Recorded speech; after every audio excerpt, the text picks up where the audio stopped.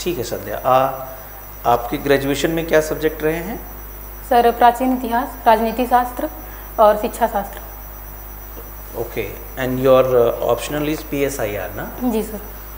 And why political science is known as science? Sir जो विज्ञान की परिभाषा है वो यह है कि किसी भी विषय के सुव्यवस्थित, सुसंगठित और क्रमबद्ध ज्ञान को हम विज्ञान बोलते हैं। सर अगर इसी तरीके से जो पॉलिटिकल फिनोमेनन होते हैं, वो चाहे लिबर्टी की बात हो, इक्वलिटी की बात हो, थिंकर्स की बात हो, जो भी पॉलिटिक्स से संबंधित है, अगर हम उसी का क्रमबद्ध तरीके से एक क्लासीफाई करके उसको अगर अध्ययन करते हैं तो वो भी अक्सर साइंस के क्षेत्र में आ जाता है, इसे साइंस बुला सकते हैं। तो फिर और अर्थशास्त्र को अर्थ विज्ञान कह सकते हैं? जी सर कह सकते हैं। ठीक, किसी भी तो चीज़ का अर्थ विज्ञान कहीं तो नाम नहीं दिखता उसका? सर नाम नहीं आता है। अच्छा ठीक है।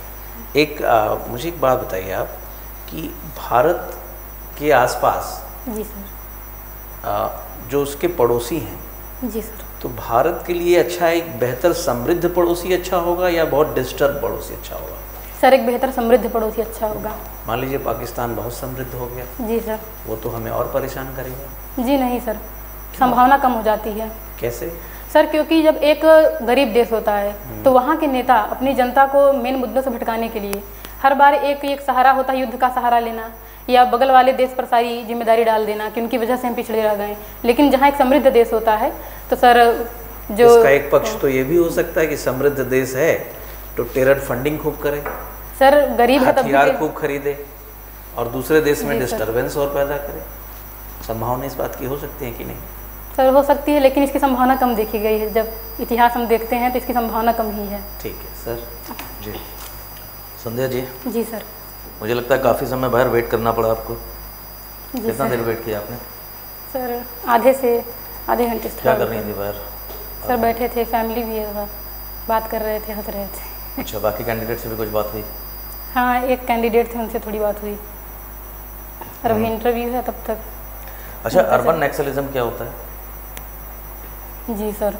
सर अर्बन क्षेत्रों में नक्सलिज्म इसमें बढ़ रहा है, जो खासकर जो इंटेलेक्चुअल्स अर्बन क्षेत्र में, कुछ इंटेलेक्चुअल्स उनका झुकाव जो है वो माओइज्म, लेफ्टिज्म और मार्क्सिज्म इन सब आइडियोलॉजी के तरफ दिख रहा है। तो सर इसी को बोल रहे हैं अर्बन नक्सलिज्म। क्या रीजंस हैं कि अर्बन नक्सलिज्म आजकल बढ़ रहा है?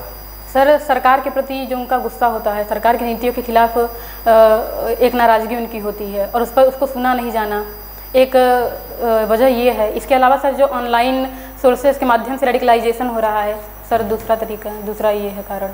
अच्छा, अभी आपने बात करी लेफ्टिज्म की। जी सर। तो लेफ्ट विंग और राइट विंग में कुछ बेसिक डिफरेंस होता है? How would you differentiate between a left wing and the right wing? जी सर। राइट विंग सामान्यतः सर कंजर्वेटिव माना जाता है, जो रूढ़ी परंपरा इन सब जो एक सामान्य व्यवस्था चल रही है उसे बना के रखना चाहते हैं, उसमें चेंज नहीं लाना चाहते हैं सर। ये एक सामान्य परिभाषा है राइट विंग की। लेफ्ट विंग जो है वो सामान्य व्यवस्था चल रही होती है, हमेशा इसके खिलाफ एक आंदोलन छेड़ने की कोशिश उसमें रहती है और एक नया एक ऐसा समाज जिसमें हर कोई समान हो, इस तरीके की व्यवस्था लाने की कोशिश की जाती है।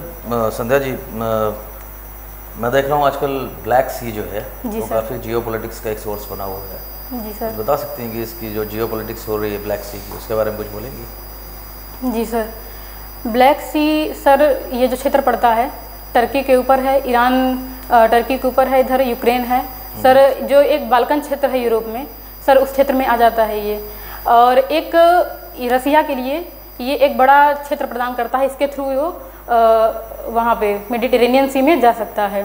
तो इसका काफ़ी महत्व है सर। रसिया यूक्रेन वार में भी इसीलिए, मतलब एक कारण तो ये भी है कि रसिया अगर यूक्रेन को विजिट कर लेता है तो एक्सेस मिल जाएगा ब्लैक सी के थ्रू फिर मेडिटेरेनियन सी तक। अच्छा, बाल्कन एरिया की भी आपने बात करी। जी सर। बाल्कन रीजन में कौन कौन से कंट्रीज आते हैं?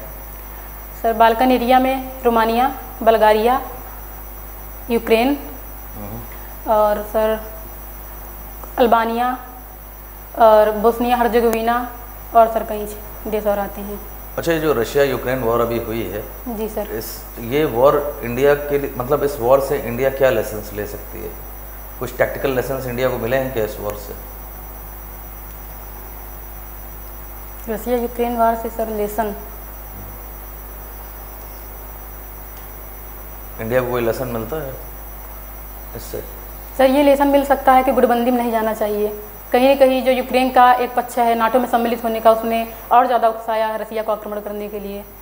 अच्छा, क्या ऐसा नहीं है कि जो रशिया यूक्रेन वॉर जो हुआ है जी सर, इसने कहीं ना कहीं चाइना को एक रास्ता दे दिया है कि अब वो ताइवान को एनेक्स कर ले अपने साथ। जी सर, ये एक न, क्योंकि इन युद्धों के माध्यम से ये समझ में आता है कि पूरा विश्व कुछ नहीं कर सकता। अगर एक मजबूत राष्ट्र जो है वो एक कमज़ोर राष्ट्र पर आक्रमण कर देता है तो कहीं ना कहीं विश्व ज़्यादा से ज़्यादा सैंक्शन लगाएंगे और उस देश से अपने रिश्ते खराब कर लेंगे। लेकिन अल्टीमेटली अगर एक मजबूत राष्ट्र है तो कहीं कहीं ये चाइना को उकसाता है कि वो भी इस तरीके के कदम उठा सकता है।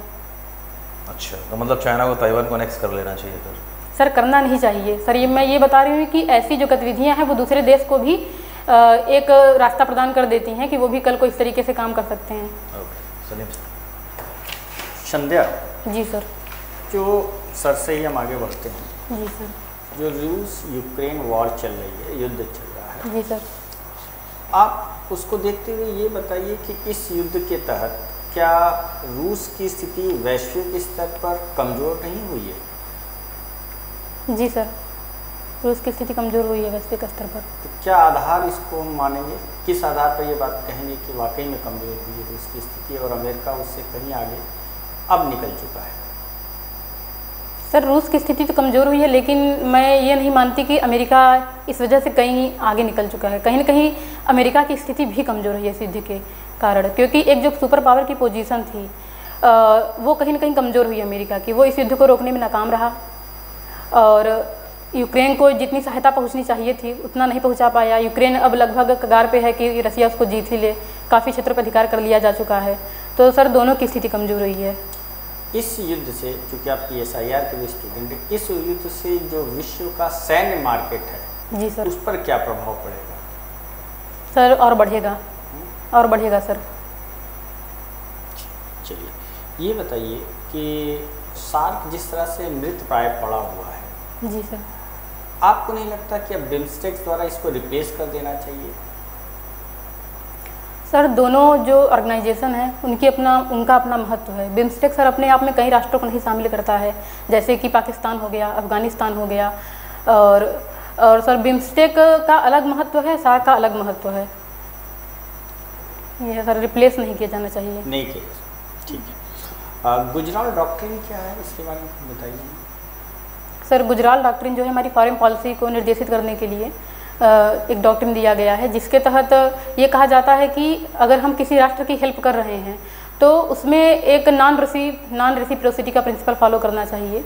मतलब कि हमें ये आशा नहीं करनी चाहिए कि वो राष्ट्र हमें इसके बदले कुछ ना कुछ दे। एक जो फिलॉसफी होती है कि कर्मण्येवाधिकारस्ते मा फलेषु कदाचन, अर्थात कि बिना फल की इच्छा किए आप सामने वाले की सहायता कीजिए। सॉफ्ट नेशन हम किस तरह के देशों को कहेंगे? सॉफ्ट नेशन सर इस बारे में जानकारी नहीं है, सॉफ्ट पावर की जानकारी है। चलिए एक लास्ट क्वेश्चन। उत्तर प्रदेश सरकार की एक योजना है ODOD, क्या है ये? सर ODOP तो सुना है। ODOD सॉरी सर जानकारी नहीं है। ठीक है, एक लास्ट क्वेश्चन। जी सर। अगर किसी अंधे व्यक्ति से आप कैंची मांगेंगे जी सर। तो कैसे मांगेंगे?